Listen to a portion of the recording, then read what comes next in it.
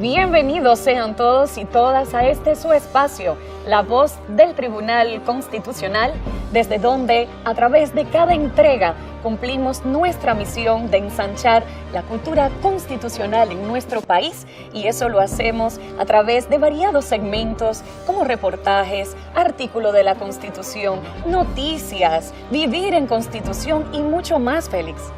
Este es un programa pensado para promover, como bien dices Marjorie, la cultura de la Constitución, a través de la difusión del quehacer de nuestro Tribunal Constitucional y los contenidos de nuestra propia Carta Magna. Este es un programa de educación, un programa de construcción de ciudadanía. Y esta semana nuestro reportaje estará dedicado a un hecho de singular relevancia para nuestra República Dominicana, como lo es la fecha de la Restauración.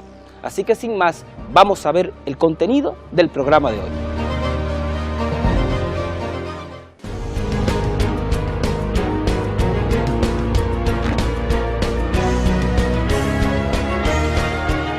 Noticias TC.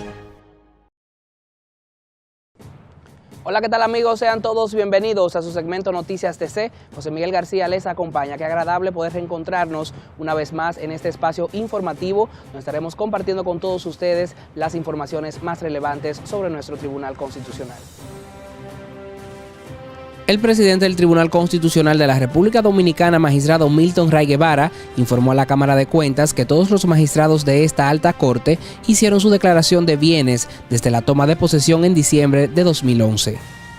El magistrado Ray Guevara recordó que la indicada declaración se produjo en el plazo establecido por la ley vigente al momento de la designación de los jueces, refiriéndose a la Ley 82 de fecha de 16 de diciembre de 1979.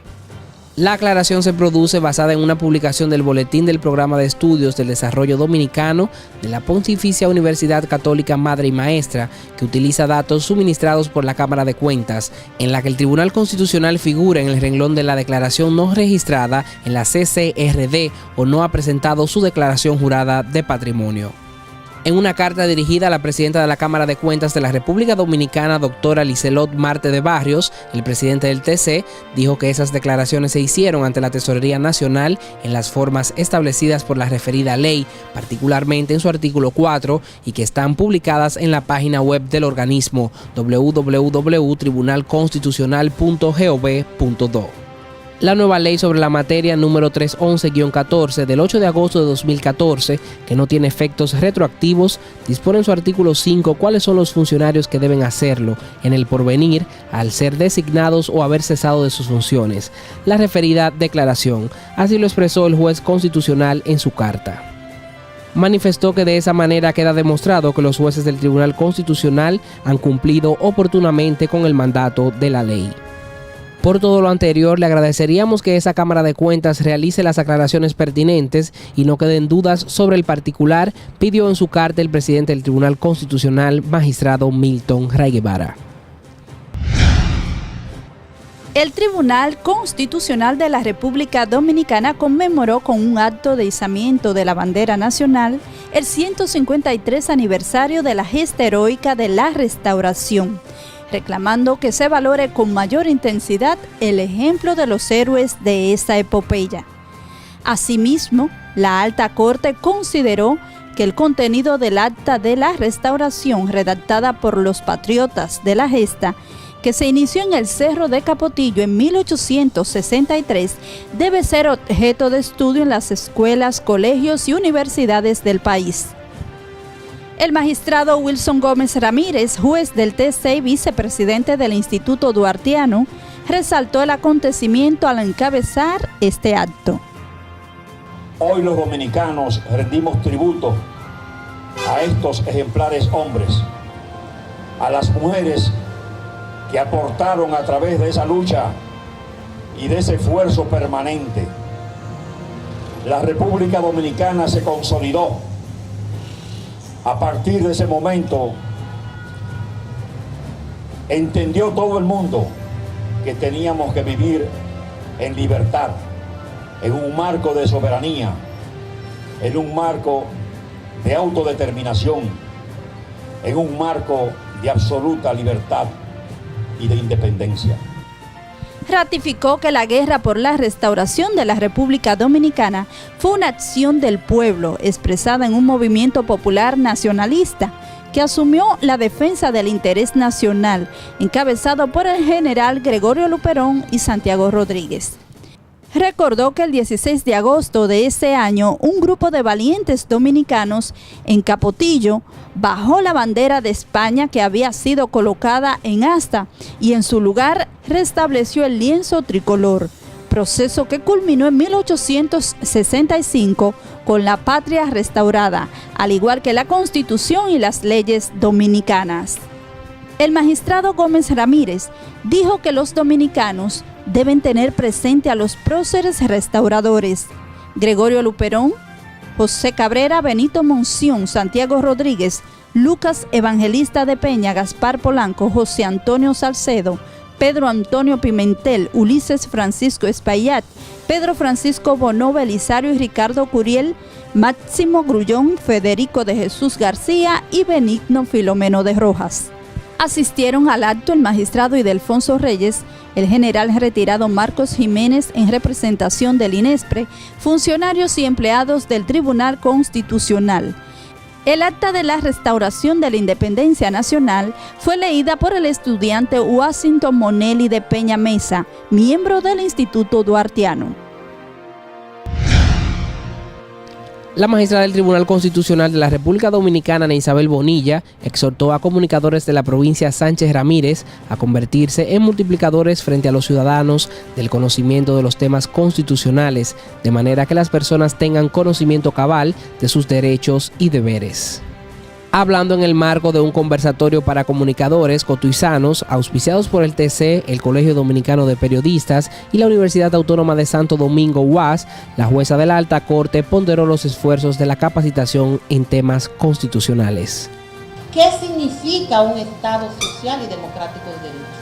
A mi modo de ver, una gran aspiración del pueblo dominicano, porque no podemos decir que es una realidad. Es un sueño que se construye a futuro con el esfuerzo de todos, porque un Estado social y democrático de derecho implica demasiadas cosas. Para mí, fundamentalmente, implica que el Estado, sus funcionarios y los que ejercen el poder tienen como límite a eso la dignidad humana. Y eso significa que en un Estado social y democrático de derecho no hay lugar a la arbitrariedad ni al ejercicio del poder de manera ilimitada. En nombre de los magistrados que integran el Pleno, agradeció la respuesta positiva lograda por el TC de parte de los comunicadores en cada uno de los eventos formativos que promueve y resaltó el entusiasmo de las autoridades de la UAS y el CDP para el éxito de los diplomados y conversatorios que se desarrollan en todo el país y en el exterior con la diáspora criolla en otras naciones. El conversatorio se desarrolló en la sede de la Universidad Tecnológica Cibao Oriental, UTECO, y las palabras de bienvenida fueron pronunciadas por el profesor Juan Antonio Graciano, funcionario del Centro de Altos Estudios, y el presidente del CDP exhortó a los comunicadores participantes a aprovechar el contenido de la capacitación. En el evento se trataron los temas EITC, un diálogo sobre los precedentes más relevantes, a cargo de la magistrada Mildred Hernández Grullón, y derechos y garantías, con especial referencia a la libertad de expresión e información, derecho a la intimidad, el honor y la responsabilidad ética del periodista, por el veterano periodista y abogado Ramón Puello Báez. Cuando hablamos de fuentes del derecho, estamos hablando de aquellos instrumentos legales, constitucionales, normativos, que se deben de aplicar para administrar justicia. Hay unos 73 periodistas que murieron el año pasado. 73 periodistas en diferentes partes del mundo. Aquí en nuestro hemisferio, en México, que sabemos lo que es el enfrentamiento con el narcotráfico, murieron 9 periodistas el año pasado. O sea que la tarea es dura, es difícil. La lucha por mantener la libertad de expresión, la libertad de prensa y el derecho que tiene el periodista de hacer la denuncia, de hacer la investigación, eso cuesta vida, cuesta mucho atropello, cuesta mucha persecución y es una lucha permanente de siempre. Estos encuentros son coordinados por el Departamento de Investigación y Capacitación del TC, que dirige la licenciada Francia Manolita Sosa, con los directivos del CDP, el Sindicato Nacional de Trabajadores de la Prensa y las filiales del Círculo de Locutores en distintas provincias del país. El Tribunal Constitucional anunció una rueda de prensa a realizarse en San Francisco de Macorís, provincia Duarte, donde celebrarán el próximo diplomado en Derecho Constitucional y Procedimiento, coordinado por la magistrada Marta Díaz Villafaña. El encuentro con la prensa será el miércoles 24 del mes en curso a partir de las 10 de la mañana en el Salón de Actividades del Centro Universitario Regional del Nordeste, CURNE. Amigos, y con esta nota llegamos a la parte final de su segmento Noticias TC, pero usted no le cambie, porque tras la pausa mucho más de nuestro espacio La Voz del Tribunal Constitucional.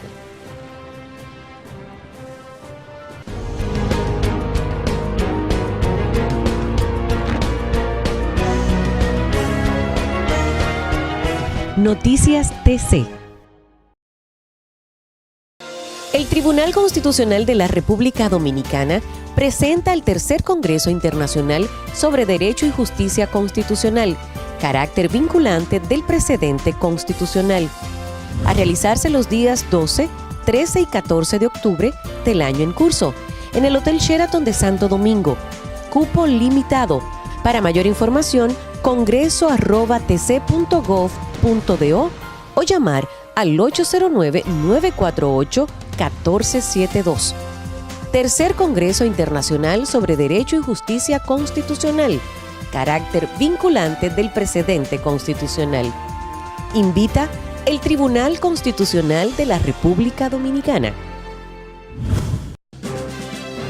Los derechos fundamentales constituyen un sistema de principios y valores que promueven la vida jurídica de las personas para su pleno desarrollo y la existencia de una vida humana justa y tranquila. El derecho a la vida es un derecho fundamental. Este derecho es inviolable. Nadie tiene derecho a privar de la vida a ninguna persona. El derecho a la vida figura en el artículo 37 de la Constitución.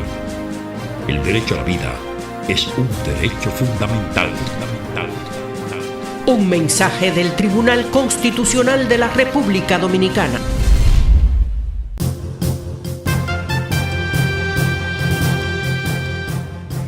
Adquiera nuestras publicaciones llamando al 809-274-4445.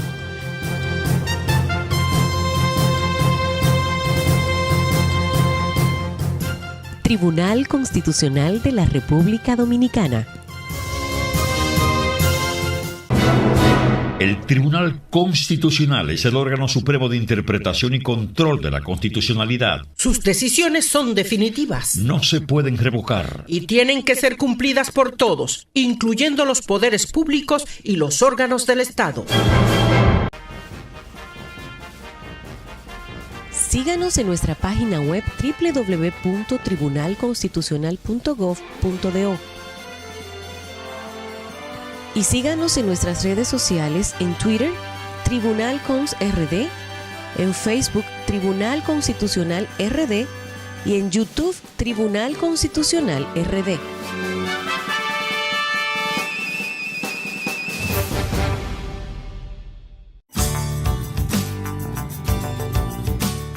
El periódico La Voz del Constitucional es un medio informativo institucional que se difunde mensualmente, abarcando las principales actividades del Tribunal Constitucional.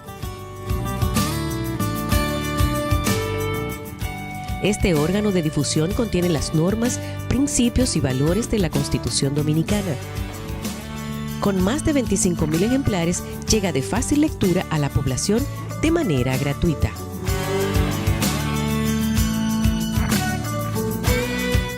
Para mayor información, 809-274-4445. La Voz del Constitucional.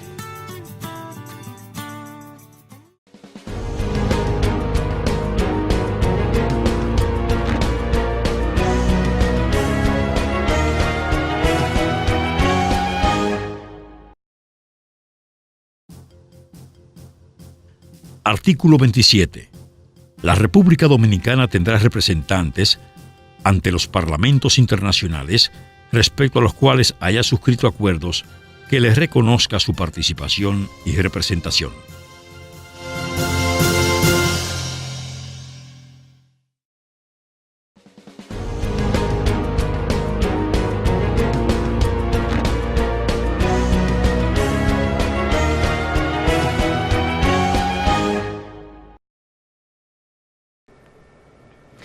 Hay fechas que representan un valor singular para la determinación de las naciones. En el caso de la República Dominicana, 2 fechas son de singular relevancia para la consolidación de nuestra propia identidad como nación. El 27 de febrero y, como no, el 16 de agosto. Esta semana, La Voz del Tribunal Constitucional va a hacer un reportaje especialmente dedicado a esta segunda fecha, el 16 de agosto, la fecha de la restauración de nuestra independencia nacional. Así que, Marjorie, ¿qué tenemos para este interesante reportaje? Bueno, ciertamente, como lo has dicho, la fecha reviste significativa relevancia y por ello nuestro trabajo así también ha querido ser de preciso y puntual. Nos hemos trasladado al lugar de los hechos, al escenario donde ocurrieron tan importantes acontecimientos y así verán que en este reportaje contará con cortes interesantes de destacados historiadores que nos ilustrarán respecto a esta fecha tan importante. Así que les invitamos de inmediato a compartir y disfrutar este importante reportaje sobre la Guerra de la Restauración. El reportaje de la semana.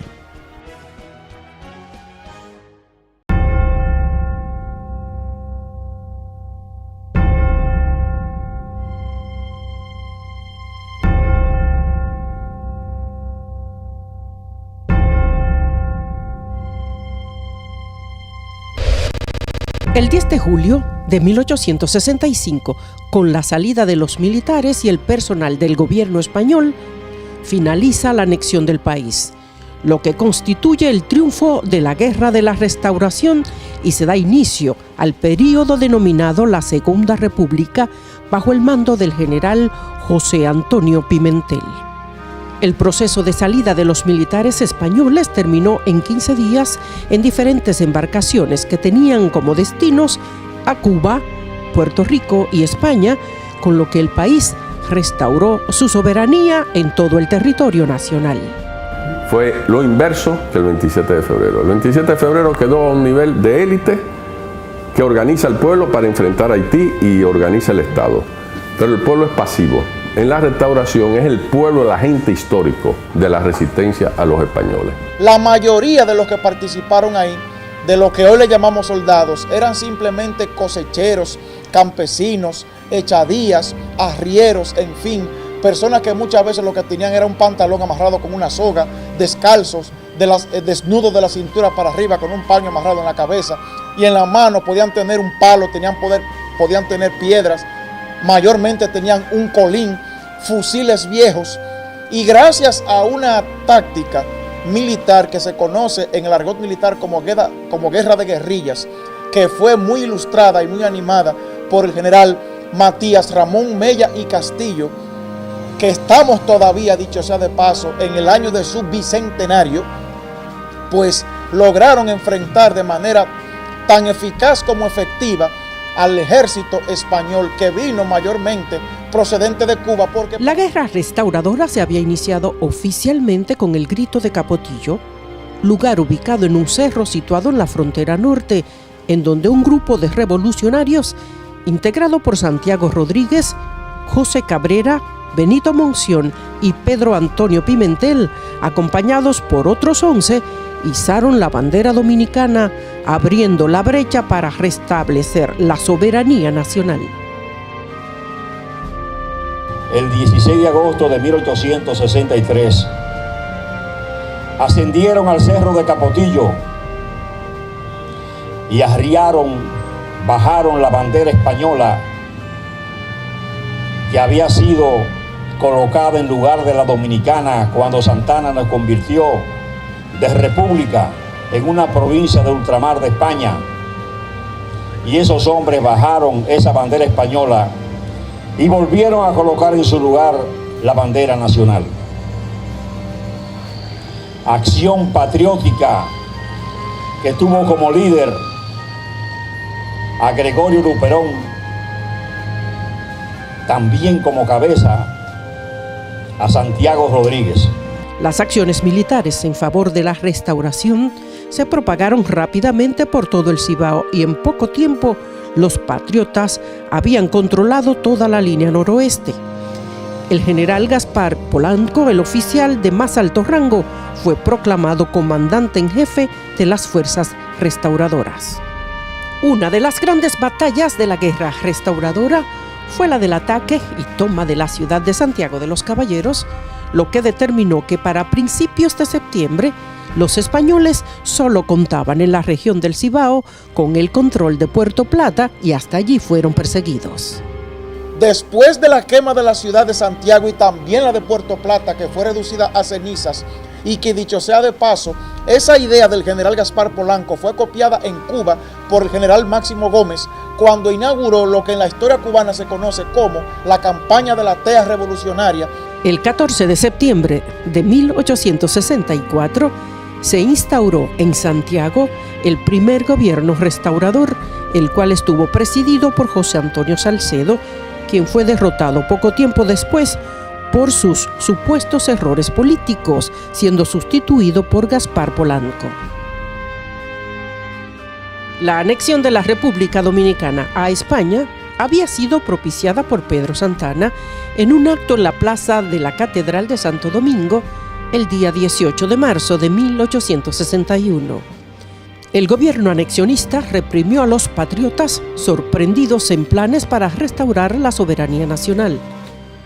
Es así como el día 4 de julio de 1861 fue fusilado en el cercado San Juan de la Maguana el prócer Francisco del Rosario Sánchez y un grupo de sus compañeros que habían entrado por Haití para combatir el régimen de facto. En ese momento, Santana se desempeñaba como capitán general de la provincia de Santo Domingo y estaba trabajando en la organización del gobierno con los recursos que le había entregado España para mantener el control en su nuevo territorio. Las autoridades españolas cometían todo tipo de atropello contra la población en general, incluyendo la aplicación de una política conocida como pagajes, que requería que los ciudadanos entregaran sus animales de trabajo a los militares españoles sin ninguna garantía de indemnización. La gente vivía en la miseria, es decir, eso fue una guerra producto del sacrificio, que eso casi no se dice, del sacrificio de todo un pueblo que prefirió aguantar pobreza extrema, calamidades extremas y lograr la vuelta a la libertad nacional. Solo hay que ver un relato de Pedro Francisco Bonó de cómo estaban, cómo vivían y cómo vestían y qué armas tenían los combatientes restauradores. Andaban casi desnudos. Los agricultores que resultaron mayormente afectados por esa acción fueron los de la región del Cibao, quienes dependían de sus animales para su sustento. A finales de 1862, los funcionarios españoles estaban empezando a temer la posibilidad de una rebelión en la región del Cibao debido a que crecía el sentimiento antiespañol. La situación se tornaba más tensa debido a que corrían rumores de que España volvería a imponer la esclavitud y a enviar a los dominicanos negros a Cuba y Puerto Rico. El malestar general que existía en la colonia de Santo Domingo era evidente en los meses de noviembre y diciembre de 1862, cuando los oficiales españoles presentían el estallido de una rebelión en breve plazo. Había el presentimiento de que el Cibao, según los informes, era la región más inclinada a un alzamiento en contra de la dominación de España. Pero contrario a ello, donde se escenificó la primera muestra de repudio a la anexión fue en el sur, Neiva para ser exactos, que para ese entonces era parte de la provincia de Azua. Una vez estalla la rebelión en el sur, las comunidades del Cibao comenzaron a unirse a la guerra y el 13 de septiembre, un ejército de 6.000 dominicanos se atrincheró en la fortaleza San Luis en Santiago. Los rebeldes establecieron un nuevo gobierno. El 14 de septiembre, José Antonio Salcedo Pepillo, como presidente, que de inmediato calificó a Santana como traidor, por haber hecho causa común con los españoles. Salcedo intentó pedir ayuda a Estados Unidos, pero fue rechazada. En el fondo, lo que buscaba la gente era que no hubiera españoles, porque a los españoles se les cogió odio debido a su carácter despótico, los abusos, las exacciones. Entonces la gente no los quería. Y el pueblo decidió correr todos los riesgos de la pobreza en primer lugar, los sacrificios. Eso fue una guerra en condiciones sumamente difíciles donde nadie apoyó al pueblo dominicano. Esta fue una guerra solitaria. Sin embargo, el balance para los españoles resultó particularmente costoso, pues en el transcurso de la guerra perdieron muchos millones de pesos y sufrieron más de 10.000 bajas, parte por la guerra y parte por la fiebre amarilla que afectó a sus soldados. De su lado, Santana, que había sido venerado como un excelente estratega militar, se vio incapaz de romper la resistencia dominicana y en marzo de 1864 desobedeció deliberadamente las órdenes de concentrar sus fuerzas en torno a Santo Domingo, lo que le hizo caer en desgracia con la corona de España. Es así que las autoridades españolas lo reprenden y lo relevan de su cargo en una medida aplicada por el entonces gobernador general José de la Gándara, quien mandó a Santana a Cuba para hacer frente a una corte marcial, pero este murió repentinamente antes de ser procesado. De la Gándara trató de negociar un alto al fuego con los rebeldes. Él y Salcedo aceptaron discutir los términos de paz, pero en medio de las negociaciones, Salcedo fue derrocado y asesinado por un grupo de descontentos encabezados por Gaspar Polanco. A la facción de Polanco le preocupaba la posibilidad de que Salcedo tuviera intención de retornar al poder a Buenaventura Báez, a quien odiaban tanto como a los españoles. A pesar de que Báez se había opuesto a la anexión, luego entró en arreglos con la corona, se radicó en España donde se mantenía con un subsidio del gobierno que le otorgó el grado honorario de mariscal de campo del ejército ibérico. En el otro lado del Atlántico, las Cortes decidieron que no querían financiar una guerra por un territorio que en realidad no necesitaban y el 3 de marzo de 1865, la reina Isabel II firmó la anulación de la anexión y 4 meses después, el 15 de julio, las tropas españolas abandonaron la isla. Los dominicanos tenían que hacerse cargo de su destino. Es decir, ese proceso creciente de identidad y de conciencia nacional es producto del desenvolvimiento de los procesos históricos muy agitados que comenzaron desde el inicio de la Guerra Fronteriza de 1791.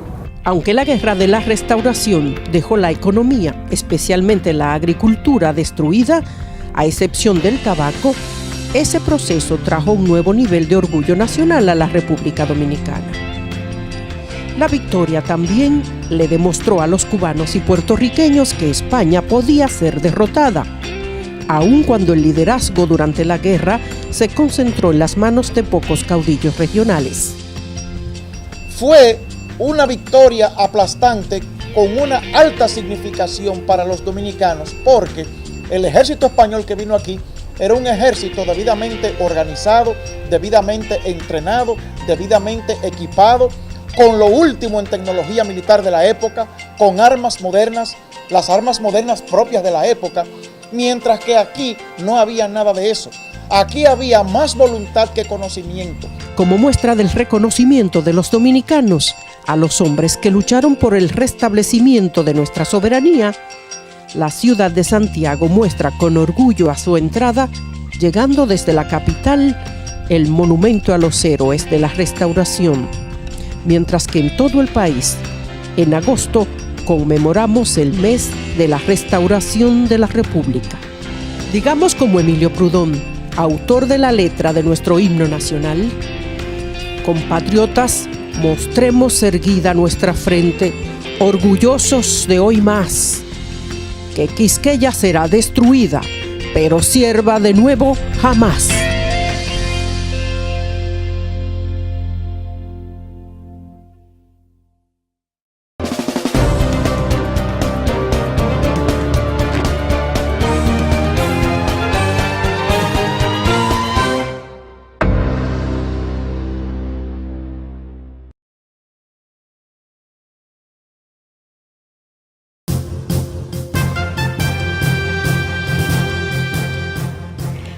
Adquiera nuestras publicaciones llamando al 809-274-4445.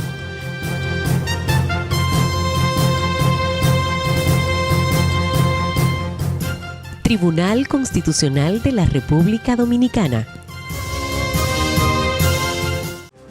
Los derechos fundamentales constituyen un sistema de principios y valores que promueven la vida jurídica de las personas para su pleno desarrollo y la existencia de una vida humana justa y tranquila.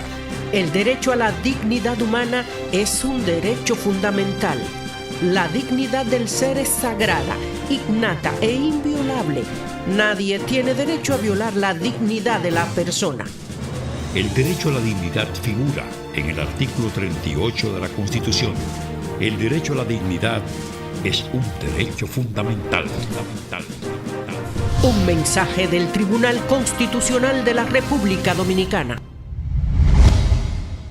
El Tribunal Constitucional de la República Dominicana presenta el tercer Congreso Internacional sobre Derecho y Justicia Constitucional, carácter vinculante del precedente constitucional, a realizarse los días 12, 13 y 14 de octubre del año en curso, en el Hotel Sheraton de Santo Domingo.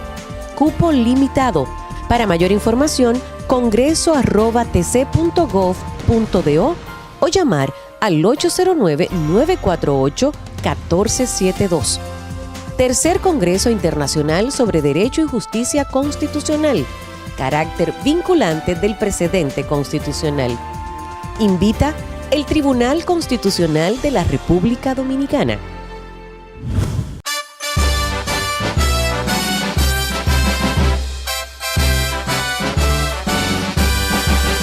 La voz del Tribunal Constitucional. Órgano de difusión del Tribunal Constitucional. Tribunal Constitucional.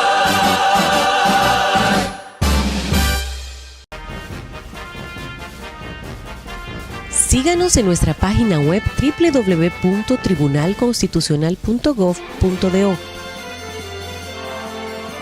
y síganos en nuestras redes sociales en Twitter, Tribunal Cons RD, en Facebook, Tribunal Constitucional RD y en YouTube, Tribunal Constitucional RD.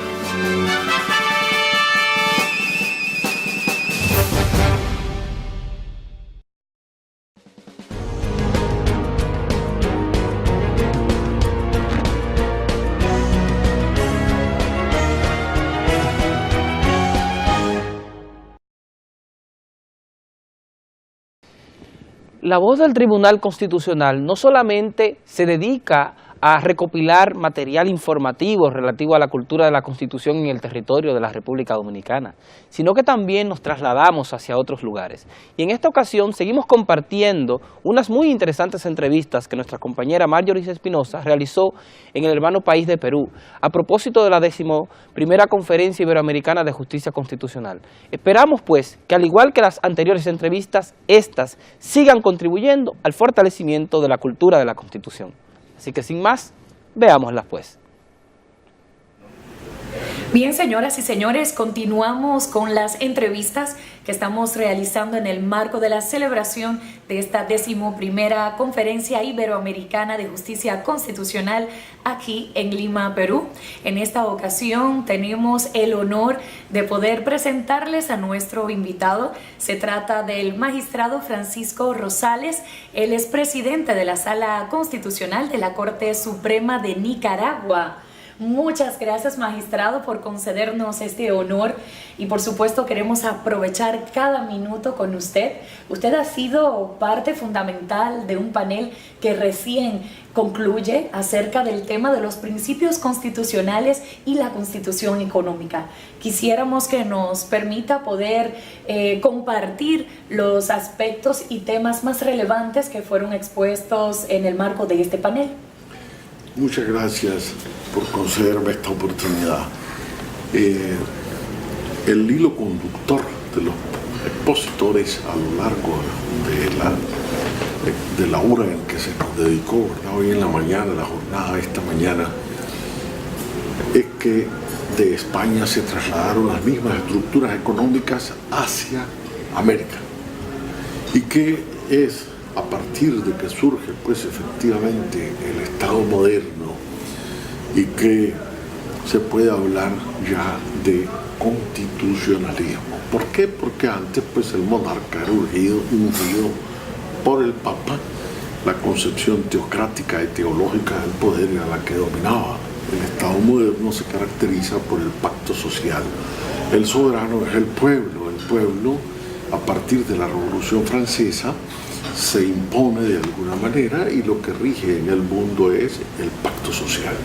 Y en ese pacto social se plasma en primer lugar la doctrina económica imperante en esa época, que era la doctrina liberal. Desde el punto de vista filosófico estaba basado en la libertad irrestricta de comercio, de contratación e industria, en la libertad de empresa, basado en un principio fisiocrático de dejar hacer, dejar pasar, laissez-faire, laissez-passer. Entonces ese principio se sostiene prácticamente hasta la Segunda Guerra Mundial, en la cual se ve la necesidad de que la sociedad participe. ¿Por qué? Porque la guerra es producto de las desigualdades. Tanto en el Tratado de Versalles de 1919, que crea la Organización Internacional del Trabajo, como en la Carta de San Francisco, lo que aparece como toral en el primer considerando es que la causa de la guerra es la desigualdad y la injusticia social. Y entonces la búsqueda de una democracia social de mercado y de una economía inclusiva, participativa, comienza, digamos, al finalizar la Primera Guerra y se profundiza al finalizar la Segunda Guerra. ¿Qué vemos? El surgimiento de derechos sociales colectivos que no existían antes. Entonces el derecho de sindicalización, el derecho de asociación, el de la participación en la gestión de las empresas, la seguridad social desarrollada. Entonces, aquellos principios que habían sido de la Constitución de Querétaro de 1911 y luego la Constitución de Weimar, los días que se entroniza a nivel mundial, se vulgariza el concepto del derecho colectivo y de la participación. Entonces vemos en Europa, en 1923, una ley de cogestión, los trabajadores participando en la elaboración de las estrategias de las empresas, no solo participando como obreros o como productores, sino elaborando políticas. Entonces, esa cogestión va agarrando paso, lo mismo que el derecho colectivo. La convención colectiva aparece y trasciende. ¿Por qué? Porque va más allá del contrato, va más allá de la ley. ¿Cuál es su conexión con la Constitución? Que la convención colectiva es un pacto vacío, lo hacen los actores sociales, trabajadores y productores y empresarios. Entonces, en esa relación los factores de la producción son los que deciden, llenan de un contenido ese pacto que se llama convención colectiva. En el caso de la Constitución, ¿quiénes son los actores sociales? Los partidos, la sociedad civil, quienes a la hora de hacer un pacto social hacen un pacto económico, social y político que define el futuro de un pueblo. La Constitución no es otra cosa que plasmar eso. Por un lado se encuentra una parte dogmática, que es la parte de principios, a lo que hablamos cuando hablamos de principios económicos, y luego una parte orgánica, que es la organización del poder. Entonces, aquí estamos hablando de la parte de los principios. ¿Cuáles son esos? Los primeros que se incorporaron fueron libertad, igualdad, seguridad, propiedad. Eso evoluciona hoy hacia otros derechos a partir de la Segunda Guerra Mundial. De segunda y ahora hablamos de tercera generación, derechos del medio ambiente. Es decir, la acción colectiva está a la protección del medio ambiente. ¿Qué se vive si hoy por hoy? El cambio climático. Los suscriptores de Kioto, por ejemplo, se niegan a prorrogarlo. Los grandes emisores de gas invernadero, Estados Unidos, China, India, Brasil, lo que le llaman los BRICS, Rusia y Europa, no quieren fijar cuotas Europa ha cedido un poco, pero al resto de países en general les ha costado aceptar que están atentando contra la humanidad. Mi tesis es que si hay algún crimen organizado en el más alto nivel, precisamente, es allí, cuando se niegan a reducir la emisión de gases invernaderos. Claro. Porque se está atentando contra la humanidad. No hay un planeta de recambio. Vemos que hoy por hoy tenemos 2 grados más. Y que si las cosas siguen así, muchos países costeros desaparecerán. A lo mejor ya no tendremos malecón en Santo Domingo ni en La Habana.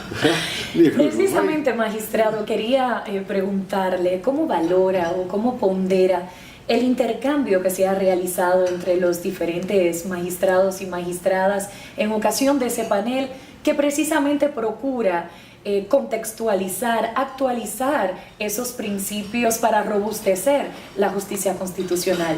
¿Qué tan concreto entiende usted que ha podido ser ese intercambio? Es concreto cuando se refiere a ciertos derechos económicos y sociales. Obviamente son los más difíciles de materializar. En el caso nicaragüense, por ejemplo, Daniel Ortega ha logrado materializar una serie de derechos económicos y sociales sobre la base de una serie de programas económicos. Por ejemplo, un techo digno. Es bien difícil decir qué cosa es un techo digno, porque lo que es digno para uno a lo mejor no sea digno para otro. Sin embargo, el que sale de una champa, de un bohío, y tiene un techo de zinc y tiene una casita con 4 paredes, evidentemente es un techo digno para él. Y salió de la extrema pobreza para ser pobre. Pero en esa lucha precisamente, ¿verdad?, es que estamos a nivel mundial y en el caso específico de Nicaragua a través de los proyectos que permitan, número uno, que la mujer se empodere de la economía, que se empodere de que ella es parte de la población económicamente activa, de esa mujer que sepa que ella no es un simple objeto, sino que es un sujeto y que además es un sujeto de transformación de esa sociedad.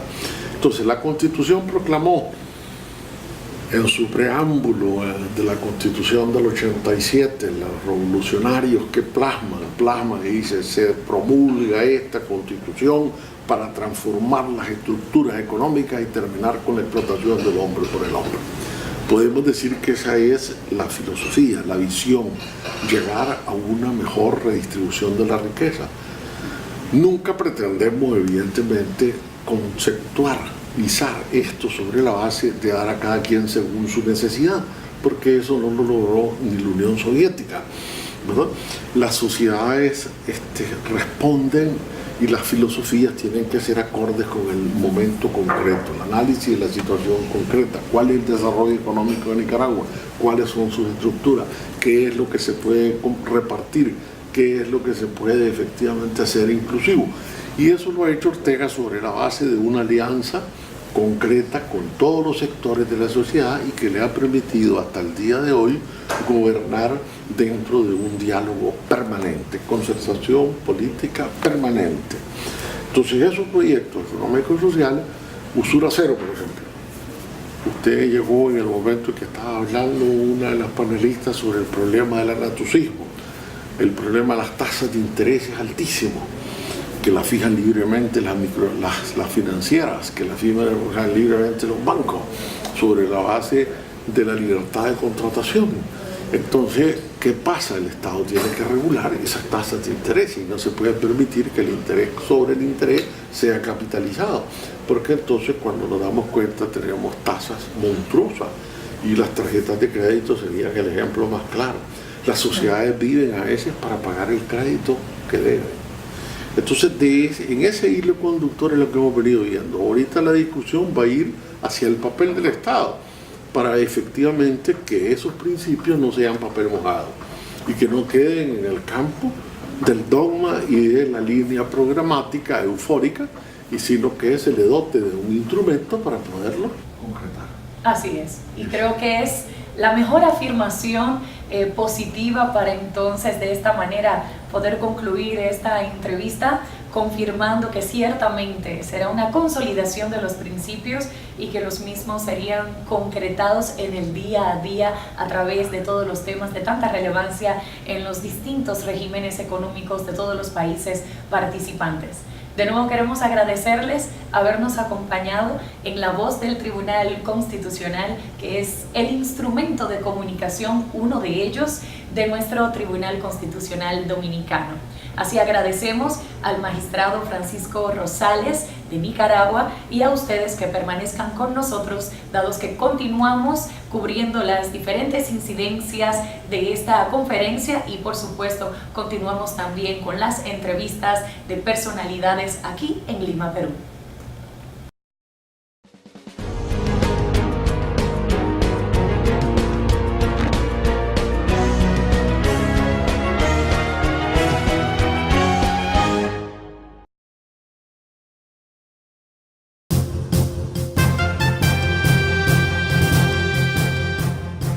Adquiera nuestras publicaciones llamando al 809-274-4445.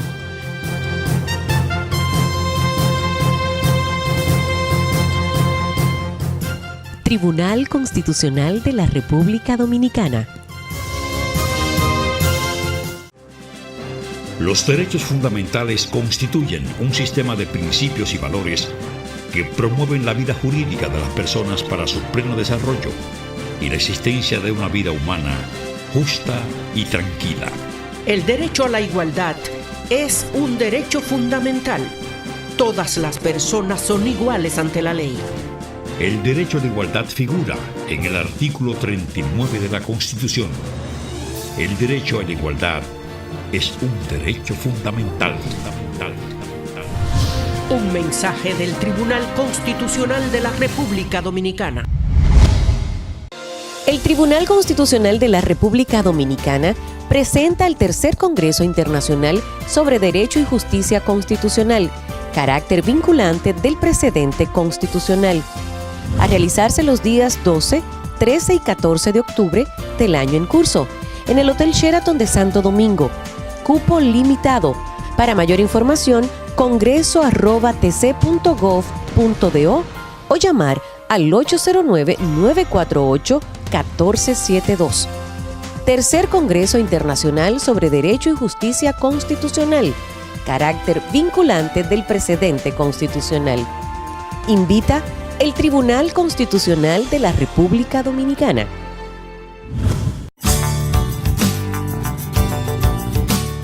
El periódico La Voz del Constitucional es un medio informativo institucional que se difunde mensualmente, abarcando las principales actividades del Tribunal Constitucional. Este órgano de difusión contiene las normas, principios y valores de la Constitución Dominicana. Con más de 25.000 ejemplares, llega de fácil lectura a la población de manera gratuita.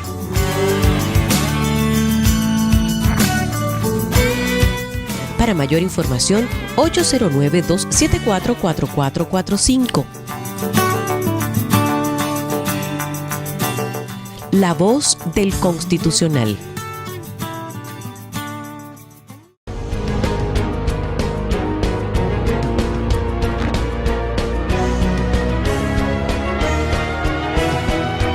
Efemérides constitucionales.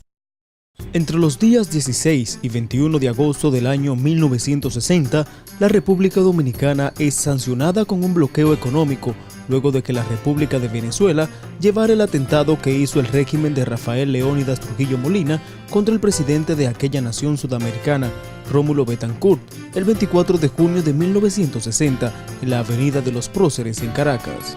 La sexta reunión interamericana de consulta, auspiciada por la Organización de Estados Americanos OEA, se celebró en San José, Costa Rica, con la participación de representantes de países democráticos que habían apoyado la causa de la liberación dominicana contra la dictadura trujillista. El gobierno que encabezaba Trujillo fue involucrado en este bochornoso acontecimiento internacional y el régimen dominicano calificó de injustas las sanciones impuestas. En el sistema jurídico de nuestro país se había establecido el principio de no intervención en los asuntos internos como norma política institucional, la cual había sido consignada en la Constitución de la República. Al respecto, el 26 de octubre de 1960, el presidente Trujillo pronunció un discurso en Santiago de los Caballeros, sugiriendo al Congreso Nacional hacer una reforma constitucional para que introdujera en el texto supremo que la República Dominicana jamás favorecería una condena contra ningún pueblo hermano de América. En su propuesta al Congreso Nacional, el dictador Rafael Leónidas Trujillo Molina pidió que fuera suprimido el cargo de vicepresidente de la República. Al respecto, dijo textualmente: en el país desde hace tiempo había venido funcionando con evidente eficiencia un sistema de sucesión presidencial escalonado que permite que ésta pueda efectuarse sin trastornos y de acuerdo con la voluntad popular. A finales de noviembre de ese año, 1960, la Asamblea Nacional, presidida por el licenciado Porfirio Herrera, comenzó sus trabajos de reforma al texto sustantivo, tal y como lo había solicitado Trujillo en su discurso de Santiago. El día 2 de diciembre de 1960, los asambleístas proclamaron las reformas introducidas en la Constitución Política del Estado Dominicano, tal y como lo había solicitado el dictador, en un acto solemne llevado a efecto en la planta baja del Palacio Nacional. Este texto se mantuvo vigente hasta el 29 de diciembre de 1961, o sea, hasta 7 meses después del ajusticiamiento del presidente Trujillo.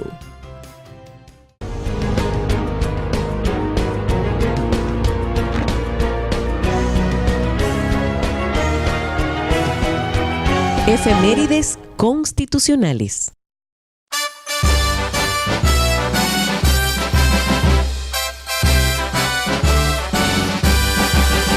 La voz del Tribunal Constitucional. Órgano de difusión del Tribunal Constitucional. Tribunal Constitucional.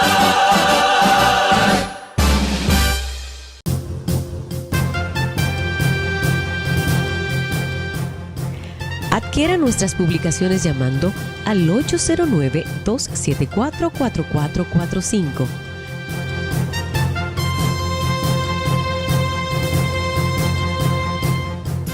Tribunal Constitucional de la República Dominicana.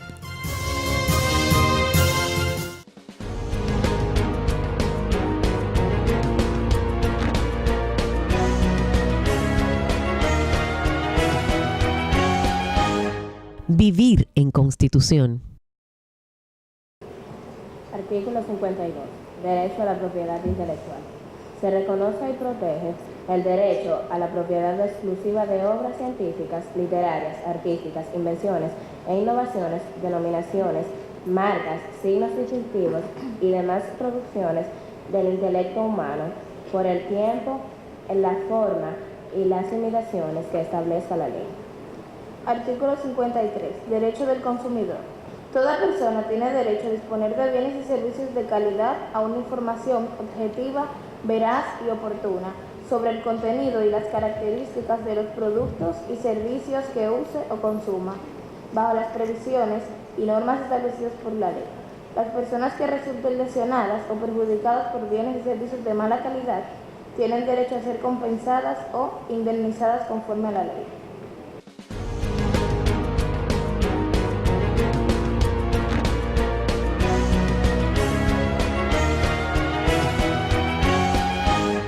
Vivir en Constitución. Queremos agradecer a todas y todos los que nos han acompañado en este programa de La Voz del Tribunal Constitucional. El compromiso que tenemos para la próxima semana es que ustedes estén aquí y que sumen a nuevas personas en este proyecto de construcción de ciudadanía. Así es, porque entre todos podremos seguir difundiendo los valores de la Constitución y para que la misma viva en el corazón de cada uno de nosotros y en el corazón de la nación. Así quedan formalmente invitados a acompañarnos en nuestra próxima entrega. Hasta entonces.